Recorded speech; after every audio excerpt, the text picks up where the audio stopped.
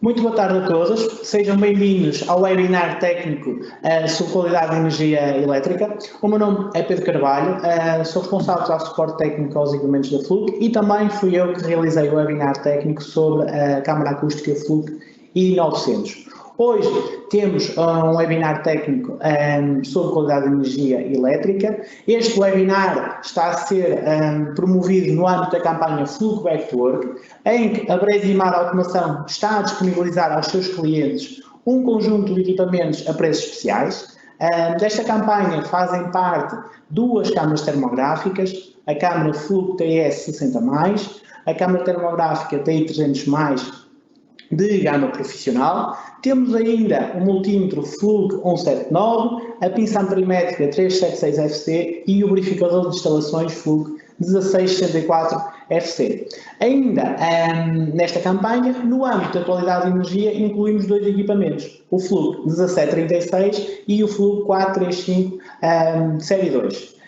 O tema da qualidade de energia elétrica suscita bastante interesse aos nossos clientes e temos vindo a ser bastante solicitados por parte dos nossos clientes para ministrarmos uma sessão técnica, uma formação sobre qualidade de energia. Pois bem, hoje é o dia e para isso connosco temos um convidado especial hoje, que é o engenheiro Roberto Poiato. Está connosco diretamente a partir de Madrid. O engenheiro Roberto é responsável pelo suporte técnico da Fluke nos mercados de Portugal, Espanha e ainda Itália. O engenheiro Roberto hoje vai liderar toda a apresentação e partilhar connosco uma pequena parte do seu vasto conhecimento e experiência no âmbito da qualidade de energia elétrica. Eu quero aproveitar também este momento para agradecer ao engenheiro Roberto pelo facto de ter aceito o nosso convite e estar aqui hoje presente para nos apresentar alguns conceitos e também partilhar o seu know-how sobre este tema que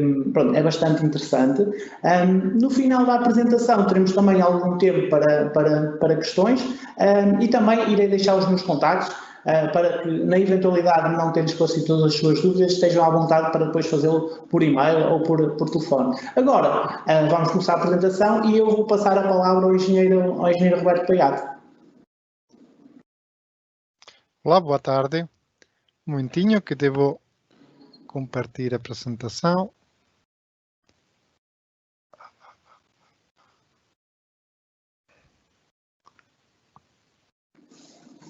Se vê a apresentação? Sim. Ok. Boa tarde a todos e bem-vindos a este seminário titulado Análisis de la Calidad Eléctrica con los analizadores Fluke de la familia 435, Série 2 e 1730 de Fluke. Como podem ver, o meu português não é muito bom e, portanto, lamentavelmente, tenho que falar em espanhol. Mas, en primer lugar, me presento, me llamo Roberto Poiato y soy el responsable de soporte técnico de Fluke para Portugal, España e Italia. Y llevo ya más de 27 años intentando aprender un poco más cada día sobre mantenimiento, sistemas eléctricos de potencia e instrumentación.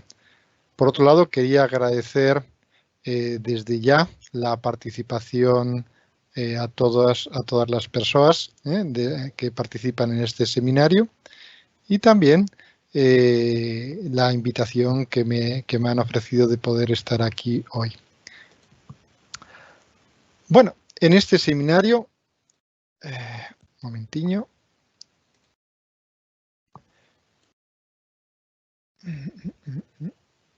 En este seminario vamos a ver en primer lugar una introducción a la calidad eléctrica.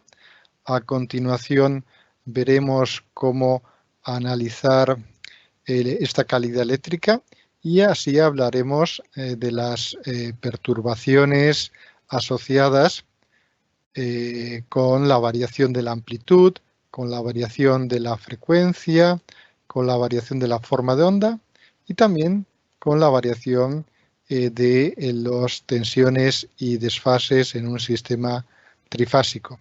Pero también veremos aspectos prácticos a la hora de instalar y utilizar un analizador de calidad eléctrica, Trataremos también al final de ver las normas principales relacionadas con los analizadores de calidad eléctrica portátiles y al final, como hemos comentado, también veremos las soluciones que ofrece Fluke para el análisis de la calidad eléctrica, la medida de potencia y la eficiencia energética.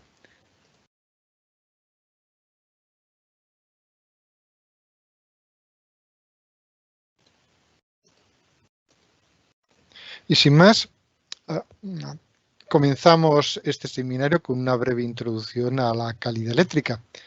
Cuando hablamos de la calidad eléctrica en una instalación, hablamos de las perturbaciones eléctricas que son fenómenos o eventos que afectan al suministro eléctrico, contaminándolo y alejando sus características de las ideales, ¿no? En este sentido, las perturbaciones pueden afectar, por ejemplo, a la tensión, a la corriente, a la frecuencia, etcétera, y pueden tener su origen tanto en las centrales eléctricas, en el sistema de distribución o dentro de la propia instalación de un usuario. Una perturbación se puede caracterizar por diferentes aspectos, como son su amplitud y su duración en el tiempo, y así, por ejemplo, podemos hablar de un transitorio que puede durar un microsegundo, pero podemos también hablar de una interrupción que puede durar 2 horas. Cuando el suministro eléctrico está fuera de los límites admisibles, las cargas pueden funcionar incorrectamente o incluso pueden dañarse, lo cual supone una situación muy peligrosa para la instalación y para las personas. Pero antes de empezar a analizar la situación, hay que ser conscientes del hecho de que estadísticamente cerca del 80% de los problemas de calidad eléctrica son causados por la propia instalación eléctrica del usuario. Por ejemplo, debido a la conexión de grandes cargas de gran potencia, un cableado mal diseñado, sobrecargas y cortocircuitos, armónicos generados por las cargas no lineales, y un 20% de esos problemas tienen un origen fuera de la instalación del usuario. Por ejemplo, en el sistema de generación y distribución, y entre las causas principales podemos mencionar, por ejemplo, los fenómenos atmosféricos como rayos, como tormentas. También podemos tener problemas de conmutaciones en las subestaciones, etcétera, etcétera. Si analizamos un sistema eléctrico, veremos que consta de muchos elementos. Por ejemplo, una instalación de un usuario puede disponer de 1, 2, 3 transformadores principales en paralelo o, por ejemplo, redundantes. Un cuadro eléctrico principal con protecciones que alimentan los cuadros secundarios, diferentes tipos de cargas como motores, sistemas informáticos, sistemas automatizados, sistemas de iluminación y también los sistemas de protección tales como baterías de condensadores para mejorar el coseno de phi o los sistemas de alimentación ininterrumpida. Y todos estos elementos están conectados por cables de diferentes secciones a través de muchos terminales. Como vemos, se trata de una situación compleja que puede dar lugar a la aparición de muchos problemas como malas conexiones, que podemos ver con las cámaras termográficas, circuitos o transformadores sobrecargados, cargas desequilibradas, armónicos causados por cargas electrónicas, problemas con las conexiones de neutro a tierra, puestas a tierra de alta resistencia, neutros de sección inadecuada, etc. Por otro lado, el sistema de generación y distribución también es complejo y en muchos casos depende de varias empresas diferentes, ¿no? Y dada su amplitud, las distancias de cientos de kilómetros, pueden aparecer muchos factores externos e internos que afectan al suministro eléctrico. Podemos hablar de disparo de protecciones, interruptores automáticos, conmutaciones en las líneas de distribución o en los sistemas de corrección del factor de potencia. Podemos tener equipos dañados o mal mantenidos, fenómenos atmosféricos como hemos comentado. Puede suceder también una demanda excesiva de energía, lo cual puede provocar una reducción de la tensión. Y, por ejemplo, cuando se produce una conmutación en los sistemas de distribución, debido a la impedancia de los cables, pueden aparecer variaciones rápidas de la tensión, dando lugar a la aparición de los peligrosos transitorios, los cuales pueden transmitirse por las líneas hasta llegar a los usuarios y dañar las cargas que tienen en sus instalaciones, ¿no? Por eso es importante instalar protecciones adecuadas también contra transitorios. Bueno, después de esta introducción y siendo ya conscientes de la importancia de la cualidad eléctrica, ya podemos empezar a ver cuáles son los aspectos que necesitamos analizar para cuantificar los problemas asociados a la calidad del suministro. Vamos a analizar las diferentes perturbaciones eléctricas asociadas a la tensión de acuerdo a la norma internacional EN 50160. La calidad de la red eléctrica no está garantizada solo midiendo el valor de la tensión, por ejemplo, con un multímetro, sino que deben ser analizados, de hecho, todos los aspectos relacionados con su forma de onda.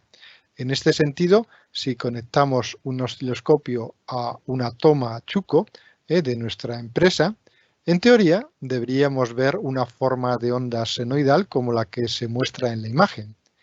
Idealmente, la tensión alterna monofásica se describe mediante la fórmula matemática que vemos en esta diapositiva, donde 325 es la amplitud máxima y 50 Hz es su frecuencia, la frecuencia normalmente utilizada en Europa, aunque, por ejemplo, en los Estados Unidos sería de 60 Hz.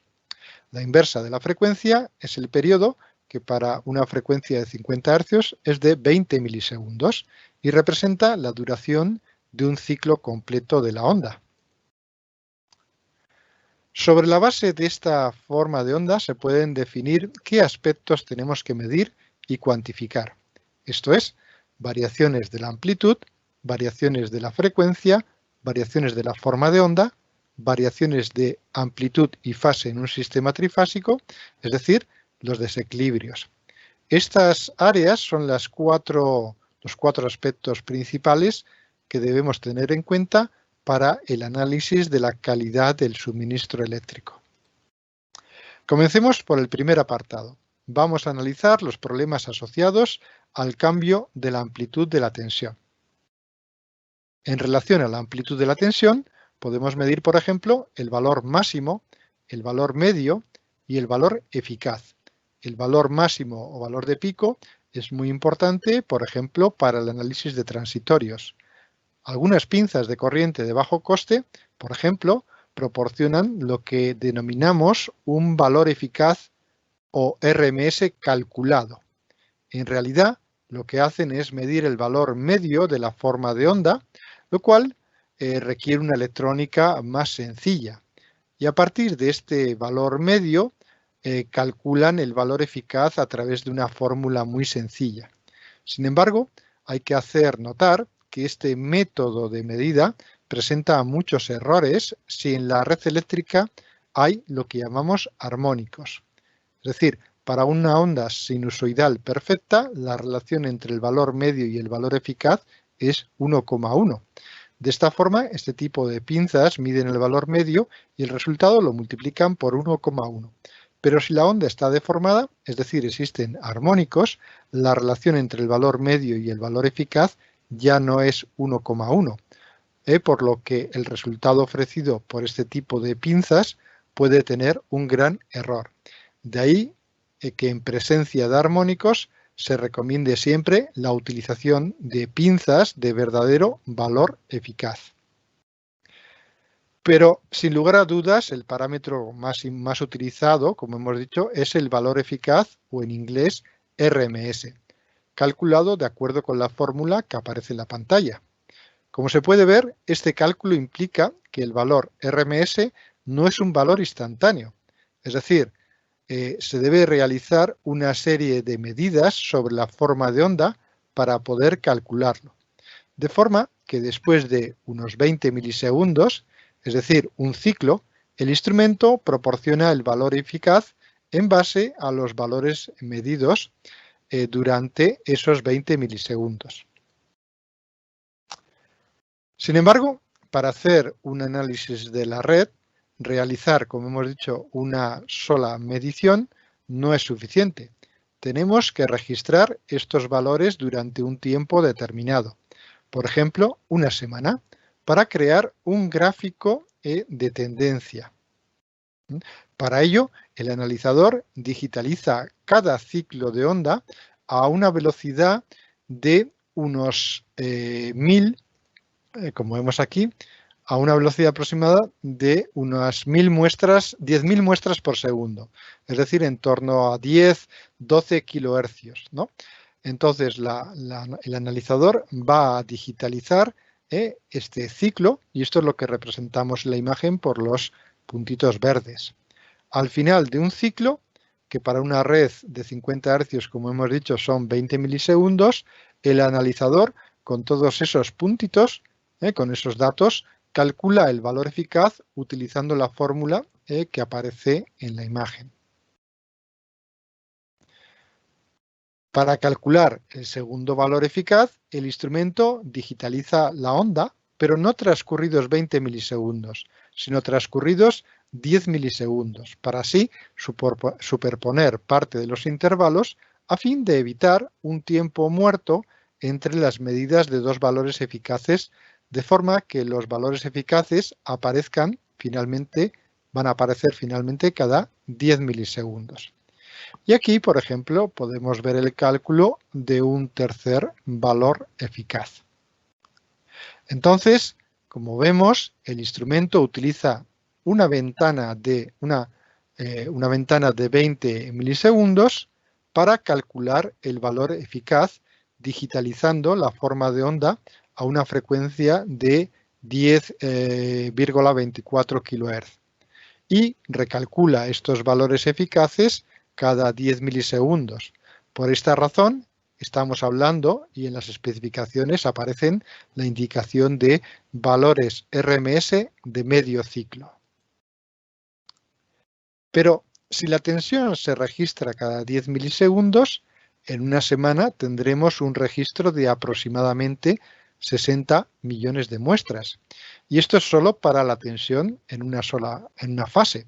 También debemos registrar la tensión en el resto de las fases, y también las corrientes, y también la frecuencia, y también los armónicos, etc.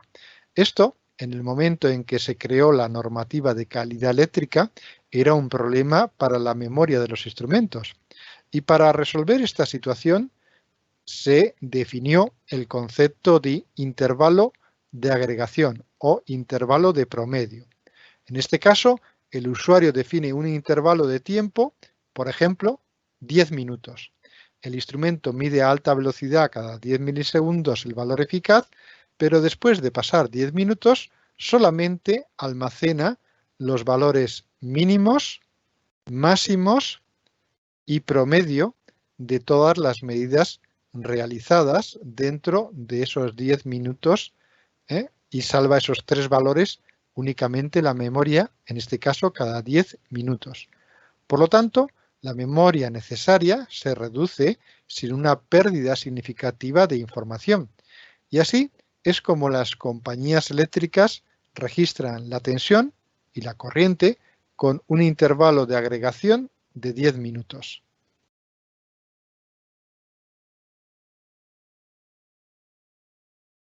Por lo tanto, como resumen, el analizador de red eléctrica digitaliza a alta velocidad la forma de onda a una frecuencia de unos 10-12 kHz, luego calcula el valor eficaz cada 10 milisegundos y finalmente comprime los datos de medida de la tensión y corriente cada 10 minutos de acuerdo con la norma internacional EN 50160. En cambio, para la potencia, el intervalo de agregación no va a ser 10 minutos, sino que va a ser 15 minutos, ya que históricamente los contadores de energía, los masímetros, han trabajado con intervalos de 15 minutos.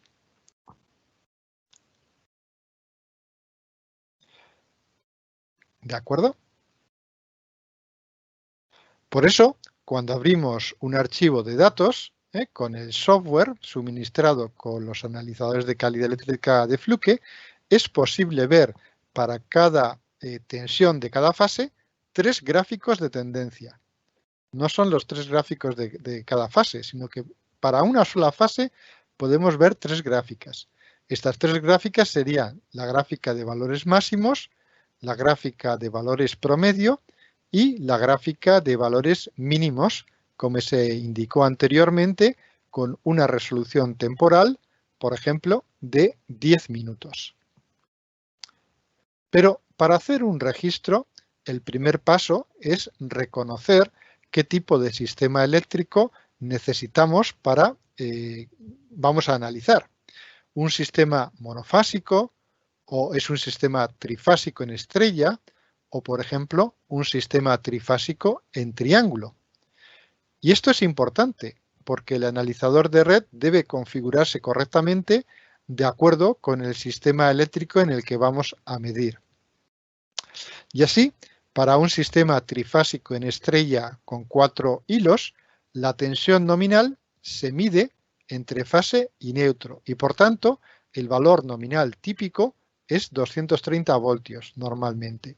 Sin embargo, si elegimos una configuración en triángulo, la tensión nominal se mide entre fase y fase, es decir, normalmente 400 voltios. Para medir la tensión con un multímetro, no es, como vemos, medir la tensión con un multímetro no es suficiente. Tenemos que comprobar más aspectos del suministro eléctrico, como ya hemos dicho.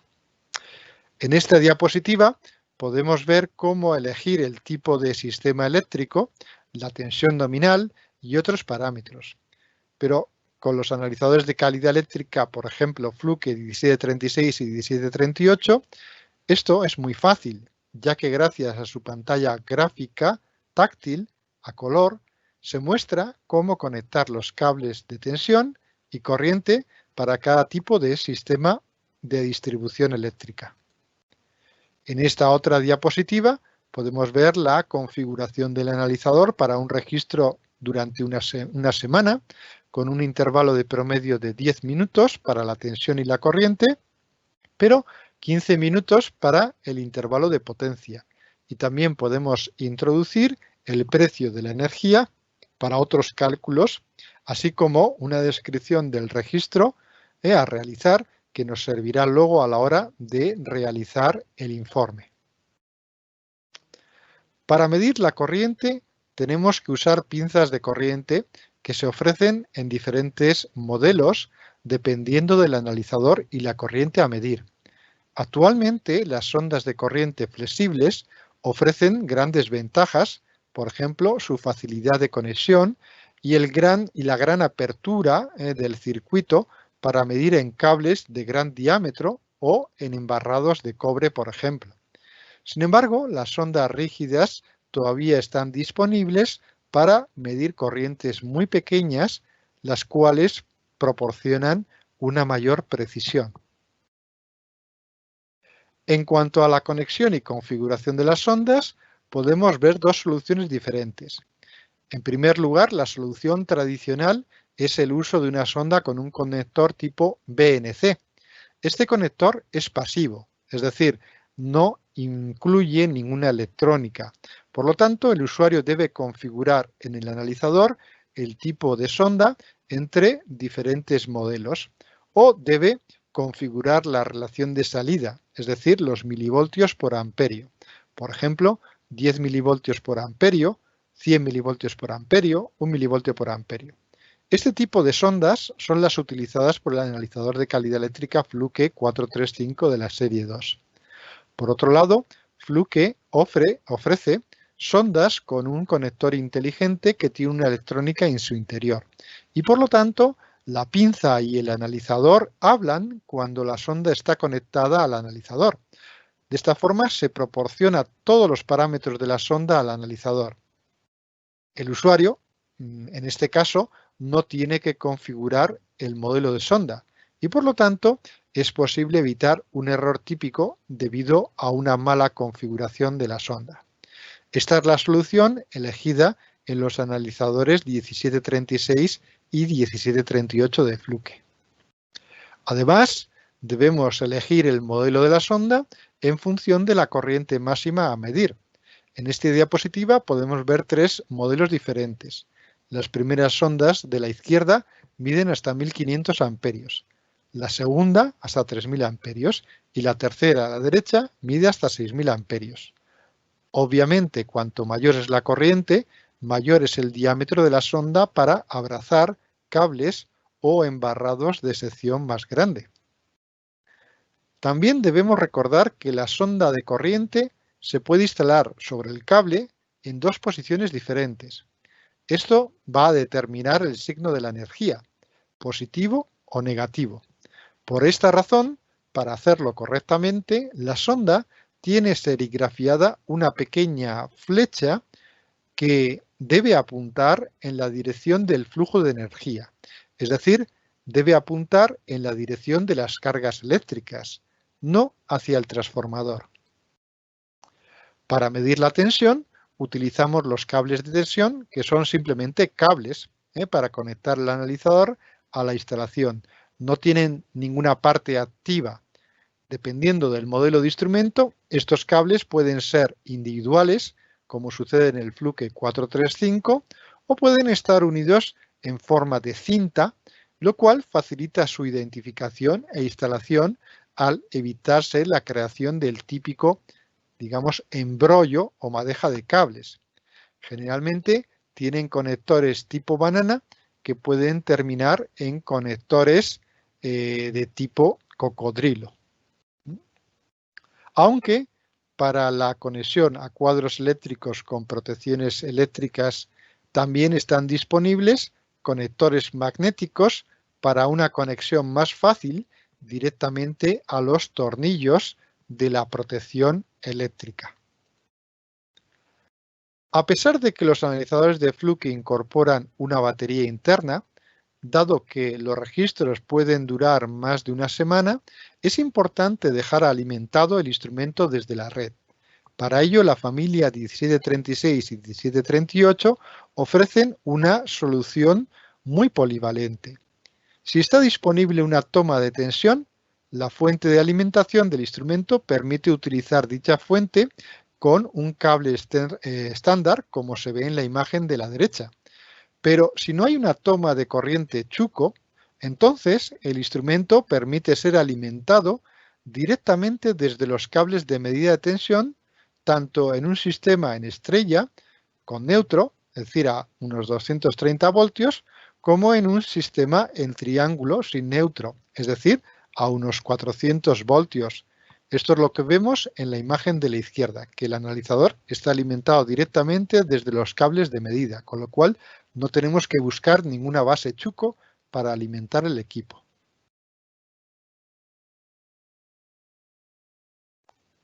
Una vez alimentado e instaladas las sondas de tensión y corriente, es importante verificar que todo está conectado correctamente, es decir, que se han instalado las sondas siguiendo la secuencia de fases correcta y que las sondas de corriente están instaladas con la flecha apuntando en la dirección del flujo de la energía. Esta verificación se puede realizar a través del llamado diagrama fasorial, que muestra precisamente la secuencia de los vectores de tensión y corriente, así como el desfase, y también podemos mirar el menú de potencias activas para ver si tienen signo positivo o, si nos hemos equivocado, es probable que tengan signo negativo. En este sentido, los analizadores 1736 y 1738, además de permitir esta verificación, ofrecen una función de corrección automática de los errores de conexión. El analizador dispone de un sistema experto que analiza la secuencia de fases y el signo de las potencias, para de esta forma corregir automáticamente dichos errores sin tener que ir al cuadro eléctrico y recablear las sondas, lo cual, digamos, nos va a aumentar la seguridad y nos va a permitir corregir los errores de una forma fácil y rápida. Ahora que ya hemos configurado e instalado correctamente el analizador, podemos estudiar la evolución de la tensión en el registro. para determinar si sucede algo anómalo.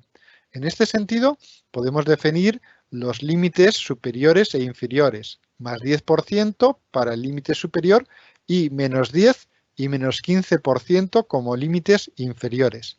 Las cargas eléctricas normales deberían poder funcionar sin problemas cuando la tensión varía dentro de estos límites. Normalmente la tensión no excederá estos límites y en muchos casos estas variaciones de tensión pueden ser causadas simplemente por la conexión y desconexión de las cargas del propio usuario.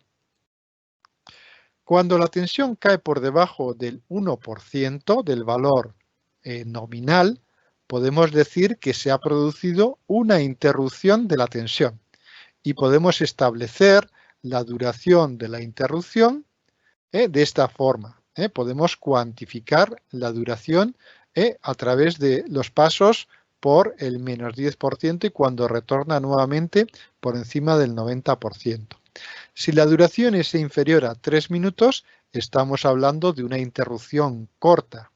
Normalmente el 70% de las interrupciones duran menos de un segundo. Si la interrupción dura más de 3 minutos, hablamos de interrupciones largas y probablemente su origen está relacionado con problemas en la propia red de distribución.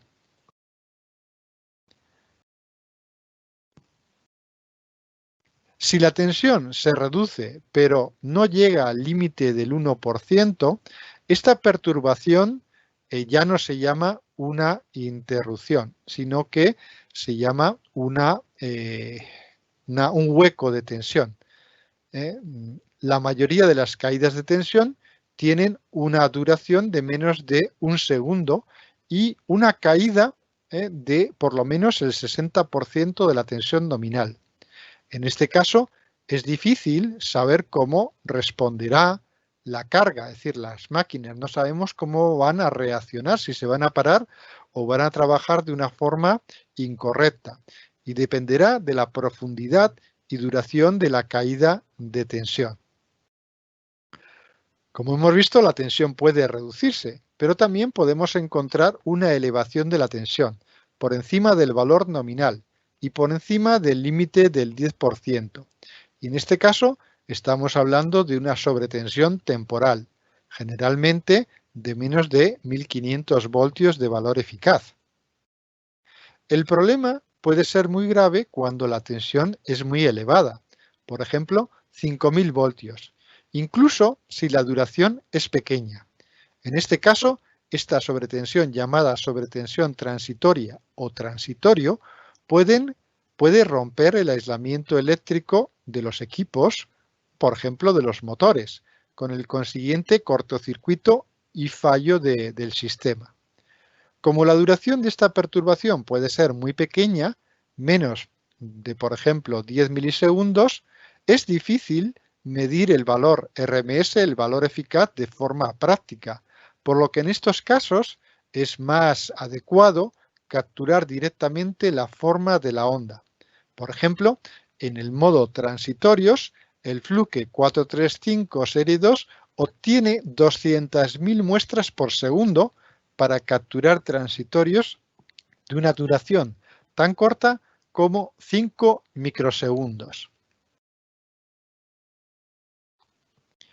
Estos transitorios pueden estar generados por descargas atmosféricas y rayos, pero también por conmutaciones en las redes o también por conmutaciones de los propios equipos de los usuarios al conectarse y desconectarse.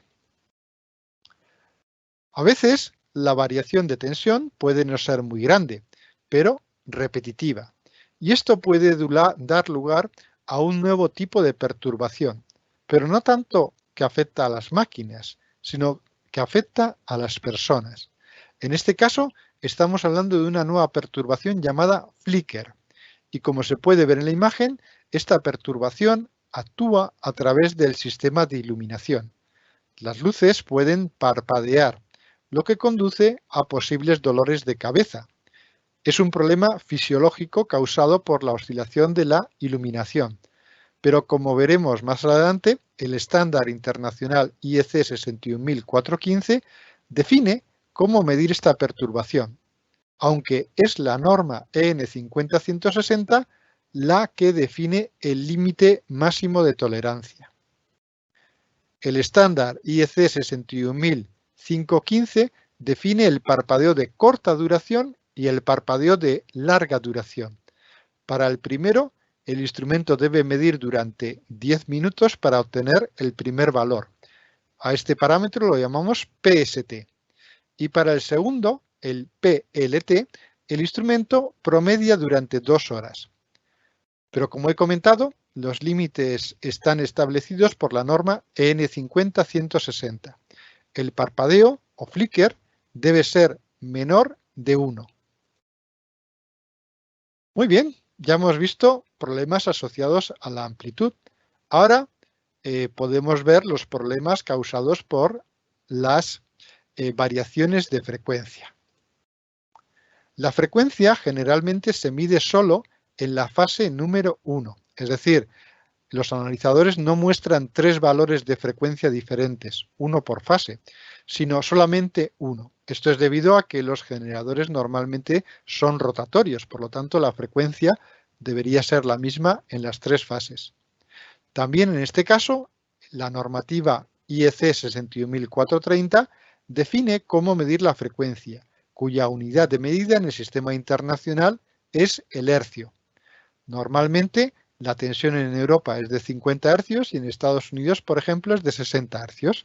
Pero también es posible encontrar otra frecuencia, 400 Hz, por ejemplo, para alimentar aviones y barcos, y Fluke dispone también de un analizador para redes de 400 Hz. La frecuencia suele ser muy estable cuando estamos conectados a la distribución general de la red, pero cuando trabajamos con generadores diésel o estamos en islas, estos sistemas pueden producir variaciones de la frecuencia significativas que pueden causar problemas como el cambio en la velocidad de las máquinas rotatorias en motores. Los filtros armónicos pueden, digamos, generar distorsiones. Los equipos eléctricos que toman la frecuencia de la red como referencia pueden sufrir problemas de funcionamiento. Las turbinas en las centrales eléctricas están sujetas a fuertes vibraciones, etc. Muy bien, por lo tanto, digamos que no vamos a encontrarnos muchos problemas asociados a la frecuencia, salvo cuando trabajemos con grupos generadores o cuando estemos en una isla. Ahora vamos a analizar otro problema muy importante, que es la distorsión de la forma de onda. Es un aspecto, como digo, muy importante que afecta a la calidad eléctrica. Pero, ¿cómo podemos medir la diferencia entre la forma de una onda ideal y una onda distorsionada?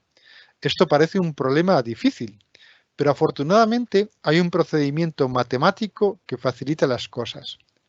Hablamos de la transformada rápida de Fourier. Gracias a este procedimiento matemático, cualquier función periódica puede descomponerse como una suma de ondas senoidales, cuyas frecuencias son múltiplos enteros de la frecuencia de la señal analizada. Hablamos de esta forma de la componente fundamental, que en nuestro caso será 50 Hz, y los armónicos, cuya frecuencia será un múltiplo entero de 50 Hz. En este caso, vemos cómo una señal distorsionada se descompone en sus componentes fundamentales, en este caso de 50 Hz y el armónico número 5, cuya frecuencia será 5 por 50 igual a 250 Hz. El instrumento no solo realiza la descomposición, sino que también es capaz de medir el valor eficaz de la componente fundamental y de los armónicos. Y esta información la puede mostrar en el gráfico de barras, como vemos en la imagen de la derecha. Los armónicos están ordenados por su frecuencia, o lo que es lo mismo, su orden, el orden del armónico. El número 1, el armónico de orden 1, tiene la frecuencia 50 Hz, el armónico de orden 2, 100, el armónico de orden 3, 150, y así sucesivamente. Aunque normalmente, digamos que en las redes eléctricas no nos vamos a encontrar con armónicos pares, o su valor va a ser realmente muy pequeño. Esto es debido a que la tensión se genera digamos, en turbinas que giran. Entonces, es muy difícil generar una distorsión diferente en la parte positiva de la onda de la parte negativa. Por eso no suelen haber armónicos pares. Como ya hemos dicho, se puede medir el valor RMS de cada armónico. Por ejemplo, los analizadores de Fluke llegan hasta el armónico número 50. Pero para obtener una visión más general, es posible construir un nuevo parámetro llamado distorsión armónica total, o en inglés THD, que es un porcentaje, y representa una comparación entre el valor de los armónicos y la componente fundamental. De nuevo, la norma IEC 61000 define cómo calcular este parámetro. En este caso, la norma dice que hay que utilizar solamente los primeros 40 armónicos. En este sentido, un valor más elevado de este parámetro porcentual implica una mayor distorsión de la forma de onda. Es decir, cuanto mayor es el THD, mayor es la distorsión armónica de la red. Pero, ¿cuál es el origen de los armónicos? La respuesta es sencilla: las cargas no lineales, que a pesar de estar alimentadas por una tensión sinusoidal, generan una corriente no sinusoidal. Por ejemplo, las cargas electrónicas como ordenadores, variadores de velocidad, rectificadores, fuentes de alimentación, etc. Aquí podemos ver la forma de onda distorsionada asociada a un ordenador. Como vemos en el gráfico del espectro, los armónicos de orden 3 son muy elevados. Esto es típico de las cargas no lineales monofásicas.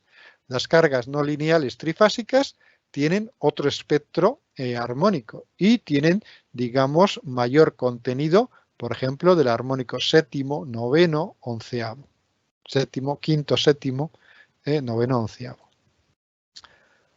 Los armónicos dan lugar a muchos problemas, entre los cuales podemos mencionar, por ejemplo, el sobrecalentamiento muy peligroso de los cables debido a un fenómeno llamado efecto piel o efecto skin.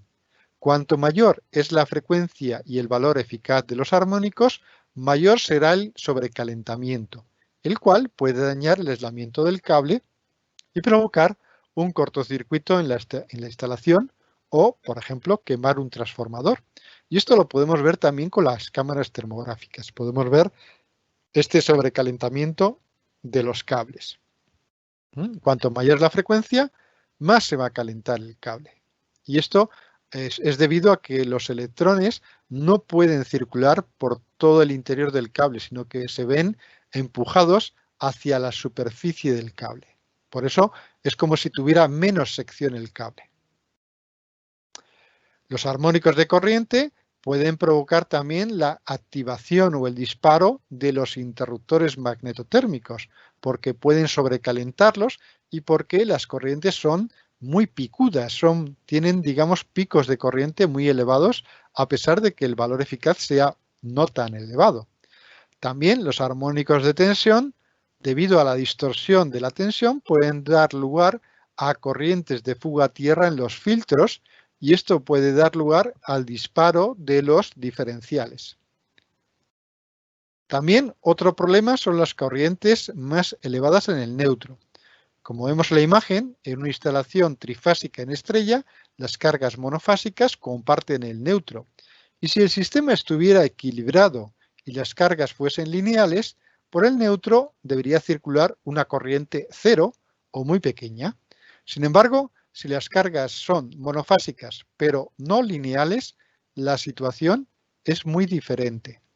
Los armónicos de orden 3 de cada fase están todos en fase entre sí, es decir, no están desfasados, por lo que se suman en el neutro y por lo tanto pueden producir una corriente muy elevada, incluso mayor que la corriente nominal de la fase.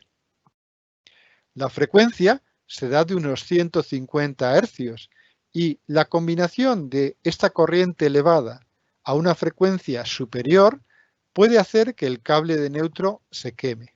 Por eso, si utilizamos también una pinza amperimétrica sobre el cable de neutro, si descubrimos que la frecuencia es de 150 Hz, esto es un indicador de que por el neutro circulan armónicos de orden 3.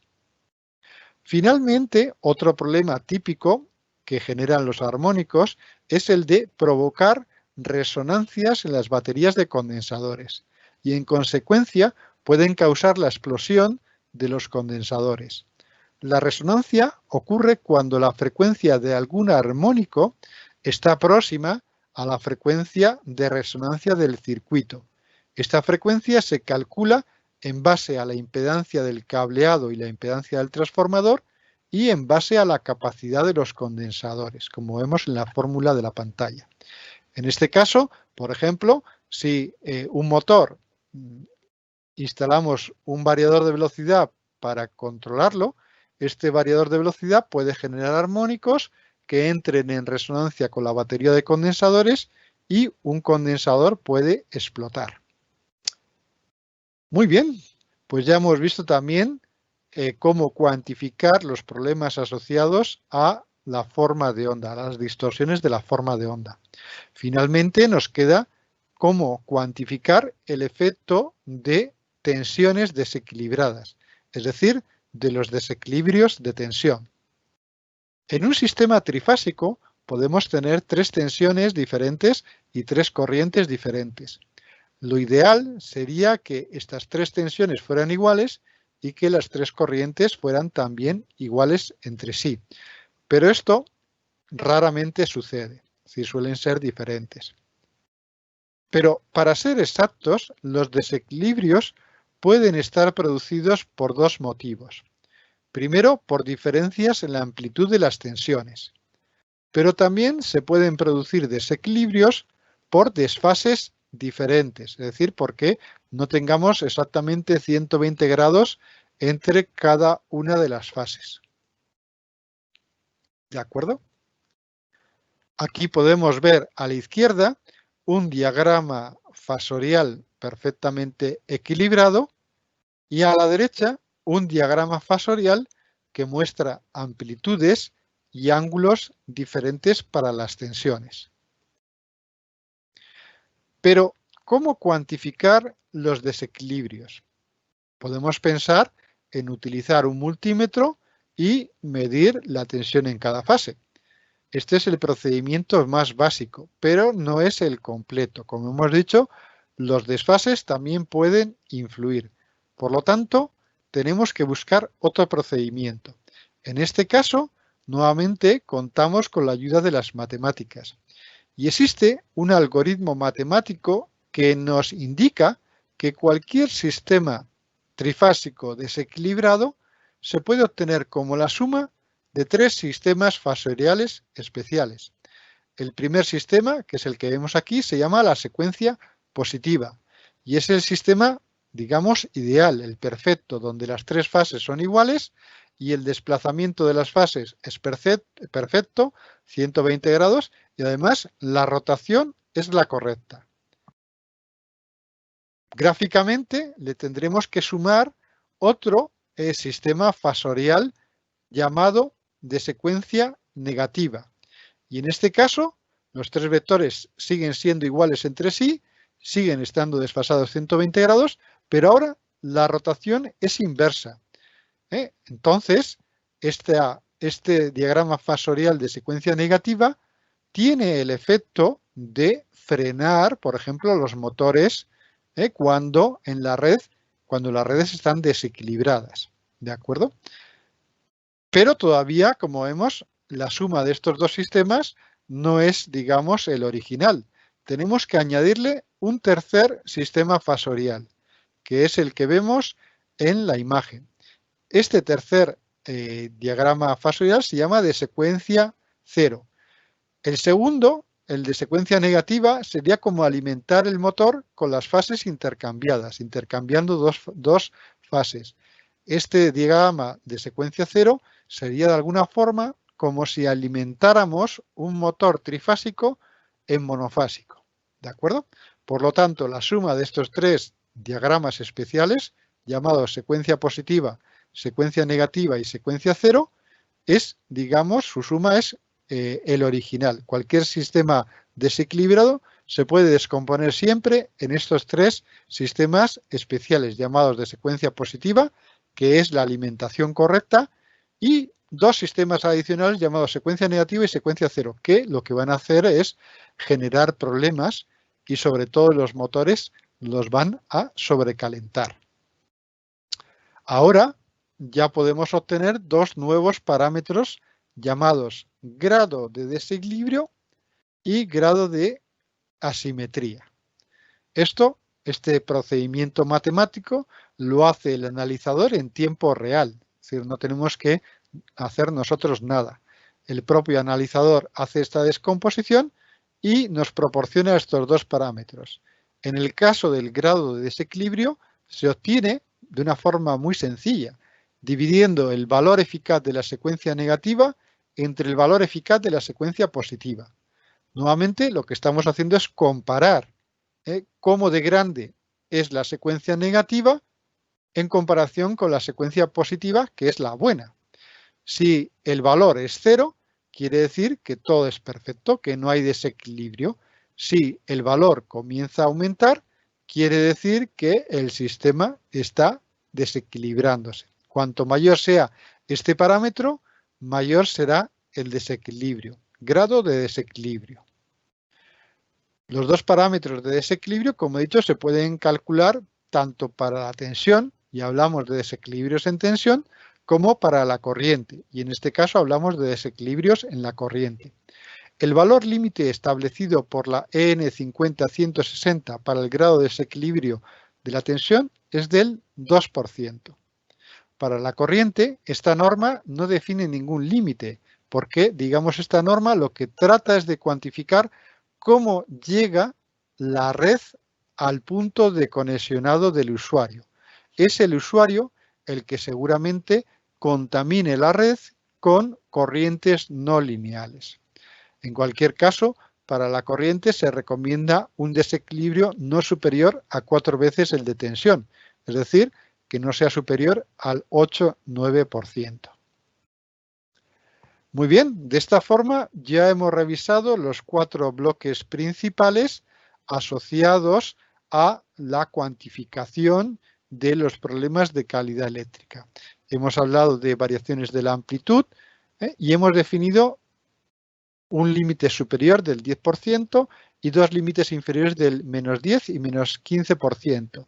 Y también el límite inferior del 1% para definir interrupciones.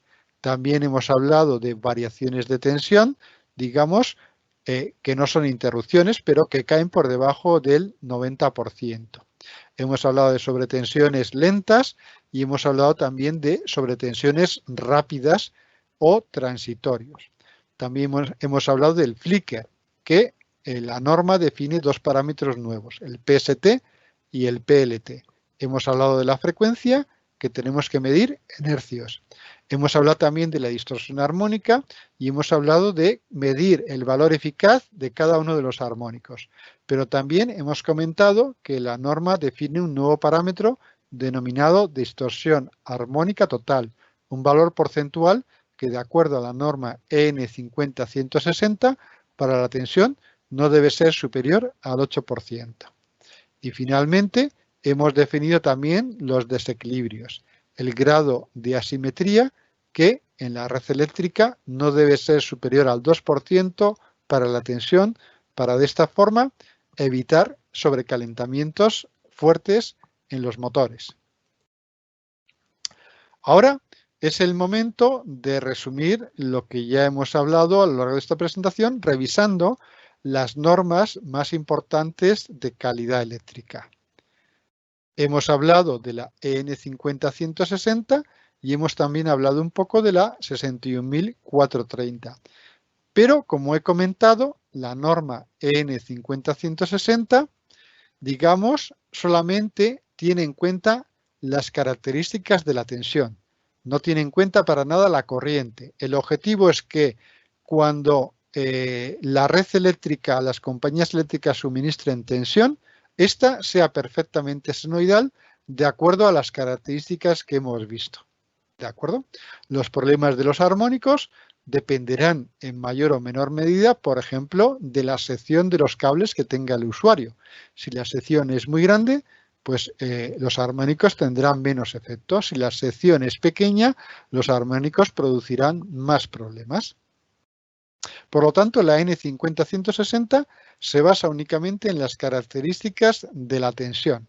Y todo lo que hemos hablado de frecuencia, simetría, amplitud y forma de onda se aplica únicamente en el punto de conexionado de la red eléctrica con el usuario, es decir, en el punto donde está el contador.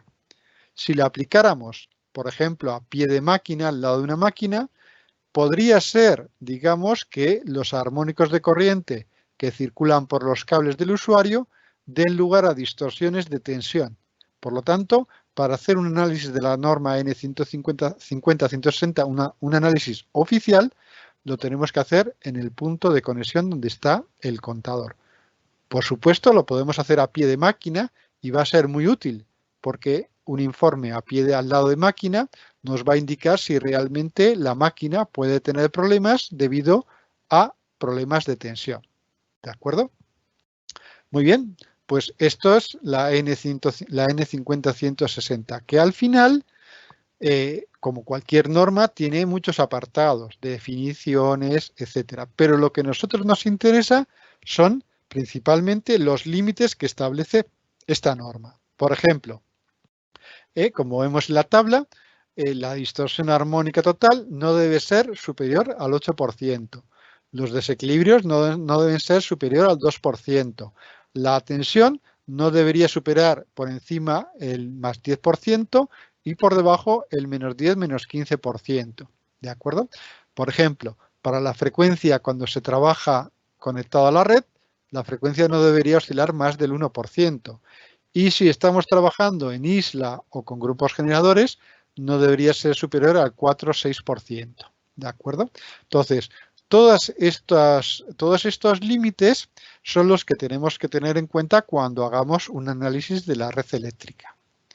Afortunadamente, muchos instrumentos de calidad eléctrica como el Fluke 435 Serie 2 tienen memorizada la norma y son capaces de, en tiempo real, comparar las medidas que están realizando de la red eléctrica, compararlo con los límites de la norma. Y en este caso podemos ver cómo el Fluke 435 nos muestra un gráfico muy intuitivo de barras para cada uno de los aspectos que hemos visto. Variaciones de tensión, armónicos, flicker, perturbaciones, hercios, frecuencia y desequilibrios. Si todo estuviera verde, quiere decir que se cumple la norma N50-160.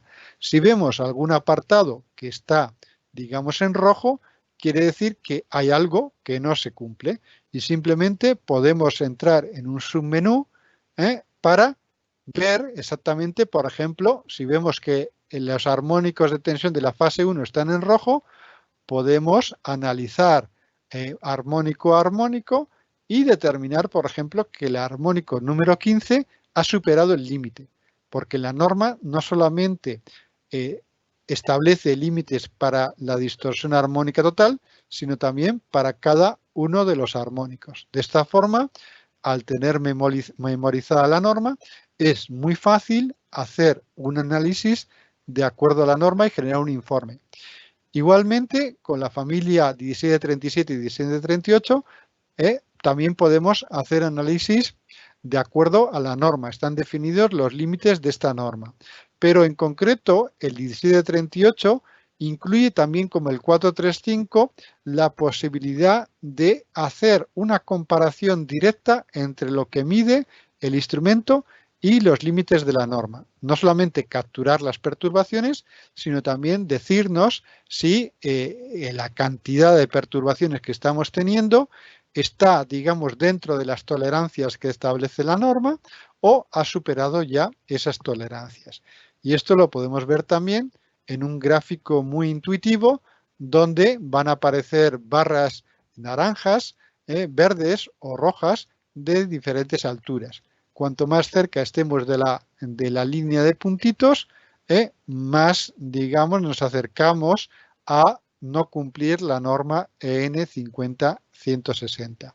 Por lo tanto, estos dos analizadores, el 435 y el Fluke 1738, nos permiten hacer unos informes exactamente tal como dicta la norma EN 50160. Pero como he comentado, la norma EN 50160 no habla de corrientes, no habla de armónicos de corriente. Por eso, los analizadores 1738 y 1736 tienen la opción de comprar una opción para hacer informes de acuerdo a otra norma, la EEE 519. Esta es otra norma internacional, pero que sí va a establecer límites para los armónicos de corriente. Entonces, es una norma que muchas veces no se conoce, pero que es muy importante cuando queramos hacer un informe, no solamente en relación a la tensión, sino también en relación a las corrientes. Finalmente, podemos hablar de la norma 61430. Esta norma, como he comentado, es la norma que nos va a indicar cómo se tienen que realizar las medidas, es decir, cuáles deben ser los algoritmos que deben aplicar los analizadores para realizar todas las medidas que hemos indicado. Por ejemplo, frecuencia, tensión, flicker, interrupciones, transitorios, desequilibrios, porque digamos que la calidad eléctrica puede implicar penalizaciones, es decir, puede haber dinero en reclamaciones. Por lo tanto, los procedimientos de medida tienen que ser muy precisos. Por eso esta norma 61430 indica cómo se tiene que medir cada una de estas, cada uno de estos aspectos. Es la norma, sin embargo, la 50160 la que establece los límites. En este sentido, esta norma establece tres tipos de instrumentos. Instrumentos clase A, que serían, digamos, los que se utilizan normalmente para, digamos, aplicaciones legales. Para hacer informes en la industria sin, digamos, tener que llegar al tema legal, pues estarían los analizadores de clase S. Y finalmente están los analizadores de clase B, que Fluke ya no dispone de analizadores de clase B porque no se recomiendan. Digamos que esta clase de instrumentos es el propio fabricante el que define cómo mide cada parámetro, con lo cual no es fácil comparar medidas con instrumentos de clase B. ¿De acuerdo? Por ejemplo, el Fluke 435, 437 y 438 son analizadores de clase A. Los analizadores 1736 y 1738 serían analizadores clase S. Muy bien, y ya para finalizar este seminario podemos hacer un repaso de dos de las familias más interesantes de analizadores de calidad eléctrica, como son la familia 1730 y la familia de analizadores 430. ¿De acuerdo? En esta diapositiva podemos ver, como he comentado, varios de los analizadores de red trifásica de Fluke. Por ejemplo, partimos del Fluke 1732 y 1734, que están pensados más para estudios de eficiencia energética, es decir, para medir potencias y energías.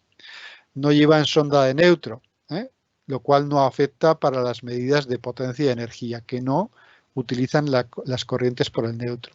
Sin embargo, los analizadores 1736 y 1738 ya incorporan la medida de corrientes por el neutro y además incorporan funciones para el análisis de la calidad eléctrica, como hemos hablado. Y así, por ejemplo, el 1730 y 1737 incorpora los límites de la norma EN 50160 y el 1738 ofrece esta comparación automática de las medidas con dicha normativa. También podemos ver la familia avanzada, versátil, Fluke 430, que está compuesto por el Fluke 434, el 435, que como hemos dicho es clase A, el 438, que agrega, por ejemplo, la funcionalidad de análisis de motores, y, por ejemplo, el 437, que permite análisis en redes de 400 hercios, por ejemplo, en aeropuertos y en alimentación de barcos. Por comentar algunas características de cada uno de estos, por destacar algunas características, Por ejemplo, los analizadores de calidad eléctrica Fluke 1736 y 1738 permiten registrar simultáneamente todos los parámetros que hemos visto, tensiones y corrientes, incluyendo corrientes de neutro, potencias, energías, armónicos de tensión y corriente hasta el número 50, desequilibrios de tensión, etcétera. Pero además, simultáneamente registran los eventos de acuerdo a la norma 50-160 y también el 1738 hace esa comparativa automática. Su uso es muy sencillo, ya que, por ejemplo, su pantalla es táctil, ¿no? Es muy fácil manejarlos y configurarlos. Además, tienen, como hemos dicho, la posibilidad de alimentarse directamente desde los cables de medida y tienen la función de autocorrección en caso de que se detecte automáticamente, digamos, una mala conexión de los cables de tensión o de las sondas de corriente. Tienen también, por supuesto, memoria interna, tienen también la posibilidad de utilizar una memoria USB estándar para transferir los datos a la memoria sin parar el registro y, sin duda, otro gran beneficio de estos analizadores es su capacidad de comunicación, no solo con el cable USB, sino también a través de una red Wi-Fi, ya que el propio equipo puede generar una red Wi-Fi o conectarse a una red Wi-Fi existente para así poder descargar los datos de forma remota o incluso se pueden utilizar sistemas de control remoto del propio analizador para, digamos, configurar el equipo de forma remota y manejarlo como si estuviéramos delante de él.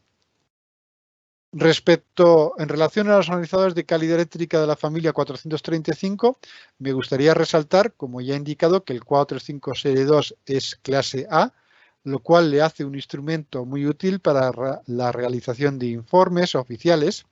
Igualmente cuenta con funciones avanzadas como la captura de transitorios de hasta 6.000 voltios y duración tan corta de 5 microsegundos, la captura de formas de onda como si fuera un osciloscopio, la función de análisis de inversores fotovoltaicos, pero si quisiera destacar de entre todas esas funciones una en particular, me gustaría destacar la calculadora de pérdidas de energía que no solamente permite analizar en detalle las diferentes potencias, dividiendo la potencia aparente no solo en sus componentes típicas como potencia activa y reactiva, sino que este equipo incorpora algoritmos avanzados para poder medir y cuantificar también la potencia armónica y la potencia de desequilibrio. ¿De acuerdo? De esta forma, cuando midamos potencias reactivas, podremos determinar si esas potencias reactivas son asociadas a motores, es decir, a desfases entre tensiones y corrientes, o si son potencias armónicas asociadas a los armónicos que generan las cargas no lineales. Igualmente, permite cuantificar económicamente tanto de forma manual como automática, las pérdidas que se producen en los propios cables de transmisión debido a problemas de corrientes reactivas, corrientes armónicas o de corrientes debido a desequilibrios. Lo cual, como digo, es una herramienta fundamental para calcular el retorno de la inversión en equipos de mejora de la eficiencia energética. Por ejemplo, cuando se instale una batería de condensadores o cuando se instale un filtro contra armónicos. Igualmente, me gustaría destacar para el Fluke 438 Serie 2 que añade una nueva función, la de medir la velocidad de giro, el par mecánico y finalmente la potencia mecánica de los motores alimentados tanto desde la red como a través de variadores de velocidad. Todo esto sin tener que instalar sensores externos de par, solo a través de las medidas realizadas con las ondas de tensión y corriente, gracias a algoritmos patentados. Esta función de medir la potencia mecánica del motor junto con su potencia eléctrica permite al final al equipo calcular y mostrar la eficiencia del motor. Igualmente, esta función permite definir el estado de sobrecarga del motor, no solamente debido a que se le ha conectado una carga mecánica muy grande, sino también sobrecargas debidas a problemas en la red eléctrica, por ejemplo, por bajas tensiones, por desequilibrios o por la presencia de tensiones armónicas en la red, lo cual facilita la identificación de las causas reales de las sobrecargas de los motores. Muy bien, y de esta forma pues hemos llegado a esta presentación sobre el análisis de la calidad eléctrica con los analizadores Fluke 435 Serie 2 y Fluke 1730. Espero que haya sido interesante. Pido disculpas por no haber podido hacer la presentación en portugués, pero como he dicho, mi portugués en estos momentos no es muy bueno. Y de esta forma, si les parece, pues ahora podemos podemos dedicar un tiempo a posibles dudas o cuestiones que tengan, tanto si son usuarios de Fluke como si todavía no tienen un equipo de Fluke. Pronto, agora estejam à vontade para utilizar o chat. Eu também aproveito, enquanto não temos as primeiras questões, para agradecer ao Roberto. Nós já estamos aqui um bocadinho para além da hora. No entanto, acho que valeu perfeitamente o tempo extra, porque foi uma apresentação bastante abrangente, digamos assim, porque foram abordados vários tópicos que são muito interessantes e que, por vezes, suscitam bastantes dúvidas, como é o caso das normas e também da classe dos equipamentos. Eu também aproveitava este momento para dizer que o 435 é possível, através de um upgrade, tornar um 435 num Fluke 438. Para isso, um cliente pode adquirir um 435 e depois pode fazer o upgrade para o 438 também. Pronto, Roberto, temos aqui a primeira questão, que vem na sequência daquilo que também falei, do Sr. João Miguel. O Sr. João Miguel está a pedir para voltar a repetir de que forma é que com o 438 conseguimos calcular a potência mecânica do motor. Esta é uma pergunta muito interessante, mas não posso dizer os algoritmos que tem o instrumento. O que posso dizer é que o instrumento, com a medida de os desfases de tensão, com o análisis da forma de onda de corrente e tensão, é capaz de calcular o par mecânico, a velocidade, e com o par mecânico e a velocidade pode calcular também a potência mecânica. Mas é um algoritmo, portanto é difícil dizer como se faz. Como lo faz o instrumento, mas as comparativas que Fluke ha feito indicam que o resultado é muito preciso. E a vantagem é que o instrumento 438 não precisa de usar um sensor externo de par, de cópia. Não sei como se diz em português. Acho que está correto. Sim, ok. Sim. Portanto, a forma de estar convencido é pedir uma demonstração e fazer a prova. Mas Fluke ha feito muitas provas. Estamos convencidos que é um instrumento muito útil para verificar os problemas que têm os motores.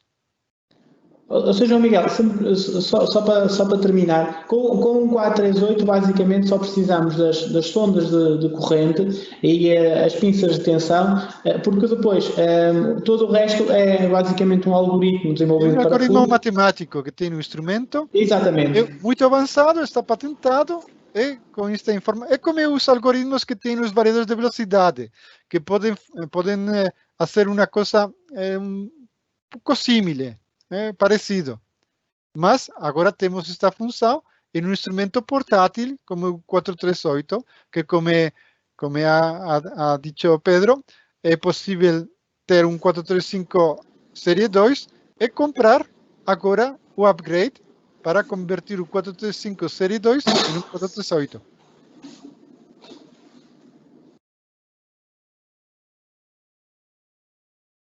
Vamos ver se temos aqui mais alguma questão.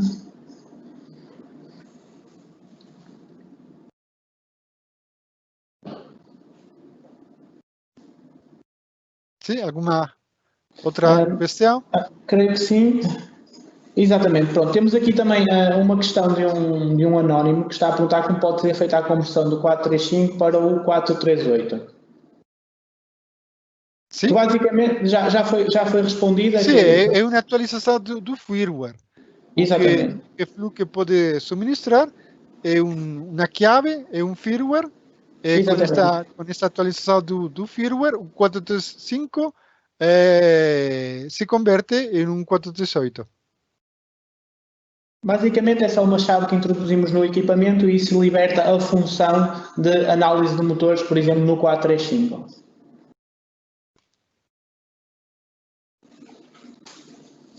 Vamos ver se temos aqui mais alguma questão.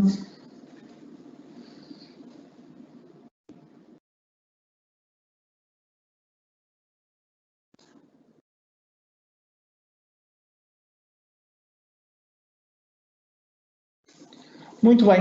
Roberto, parece que já não temos mais questões. Mais uma vez, muito obrigado por esta excelente exposição sobre um tema tão interessante como a qualidade de energia. Tivemos aqui uma visão bastante abrangente do que é que faz parte digamos assim, desta área e algumas das preocupações que devemos ter. Acho que foi bastante positivo e agradeço mais uma vez.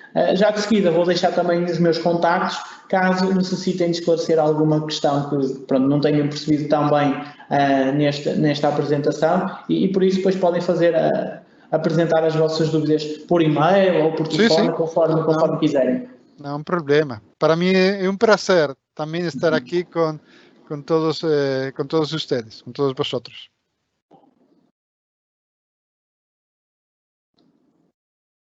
Pronto. Roberto, muito obrigado. Muito obrigado a todos. Obrigado por todos os participantes. Espero que tenham gostado. Alguma dúvida ou questão, nós estamos completamente disponíveis para ajudar. Têm aqui os meus contactos. Esperamos que tenha sido do vosso agrado. Esta apresentação vai estar no nosso canal do YouTube. Por isso, sempre que pretenderem, vão poder ter acesso a esta apresentação, rever os conteúdos. Pronto, será sempre algo que terão à vossa disposição para utilizarem. Mais uma vez, agradeço a presença de todos e até uma próxima. Até a próxima. Muito obrigado.